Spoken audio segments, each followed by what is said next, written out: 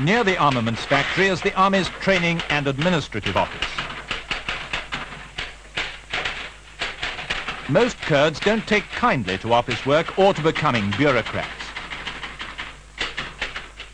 They're born to the freedom of the mountains and the rule of the gun, and they lavish extraordinary care on their rifles.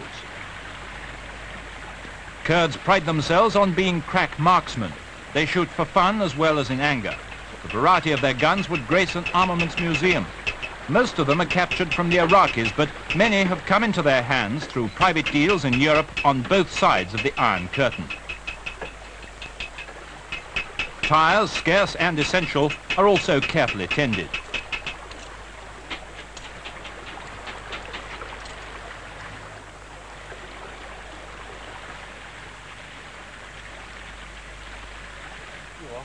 The Peshmergas have to eat when and where they can, and they live mainly off the land.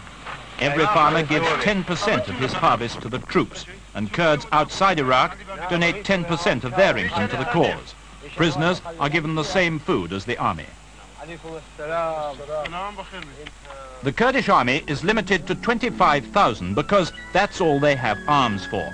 Only a favoured few also can be provided with horses. The Peshmergas know every inch of their countryside by night or day.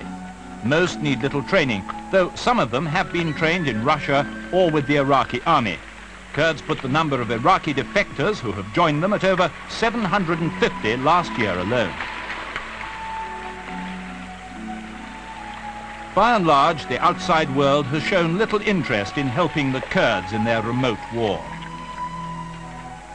To help spread knowledge and encourage support, the Kurds have set up a radio station in a big cave, Radio Free Kurdistan. Since this film was taken, it's been hit by Iraqi hunter jets.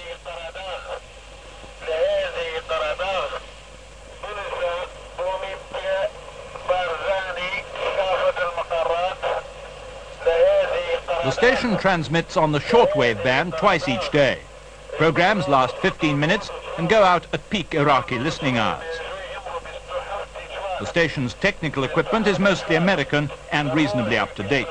The range of the station is about 500 miles and covers Baghdad.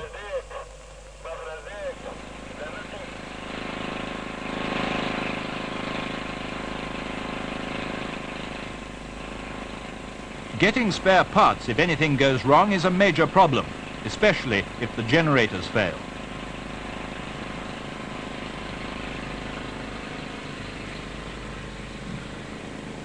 The chief editor and master scriptwriter has a hut to himself in which he prepares the patriotic appeals which are Radio Free Kurdistan's staple diet.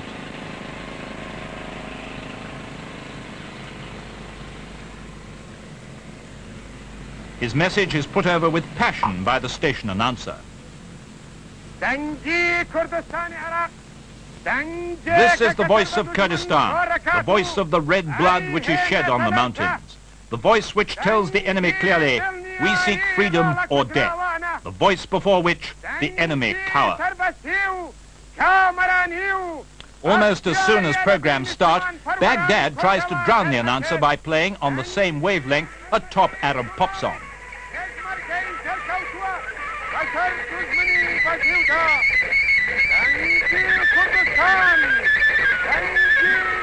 But the message gets through to the faithful just the same.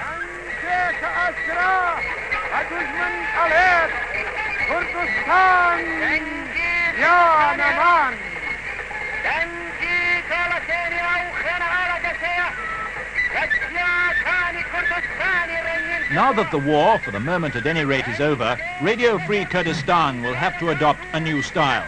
Aggression will have to change to words of peace and reconciliation.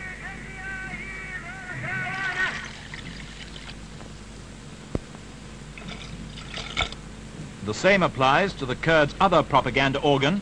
From a mountain hut, they publish their monthly Kurdistan News. It's printed in Arabic and translated to English and French for outside consumption. It makes some startling claims for Kurdish successes. In 1965 alone, 8,000 Iraqis killed, 9 planes shot down, and 300 vehicles destroyed.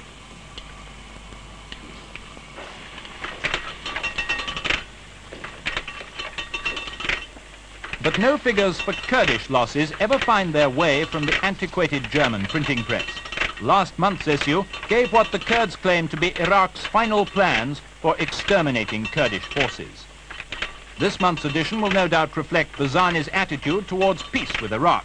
He's endorsed Baghdad's 12 peace points. These go some way to meeting Kurdish demands, but only in general terms. And there's one big stumbling block. Until his demands have been met, Barzani refuses to give up his illegal private army. Peace talks are going on at Ruanduz. If they fail, the Kurds may soon be listening again to the bellicose verses of their poet laureate.